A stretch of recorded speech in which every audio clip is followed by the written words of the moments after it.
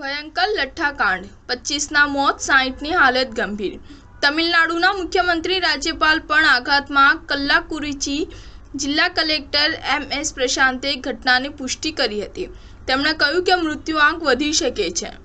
તેમણે જિલ્લાની સરકારી મેડિકલ કોલેજ હોસ્પિટલમાં સારવારમાં લઈ ગયેલા લોકોને મળ્યા હતા। આ કેસમાં 49 વર્ષીય કે કન્નુકુટ્ટીની ધરપકડ કરવામાં આવી છે અને તેની પાસેથી આશરે 200 લીટર ગેરકાયદેસર દારૂ પકડાયો હતો।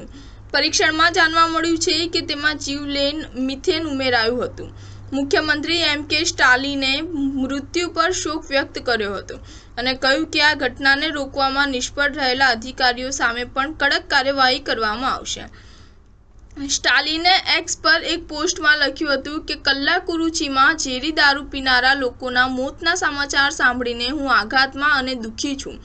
આ કેસમાં સંડોવાયેલા લોકોની ધરપકડ કરવામાં આવી છે। ઘટનાને રોકવામાં નિષ્ફળ ગયેલા અધિકારીઓ સામે પણ કાર્યવાહી કરવામાં આવશે।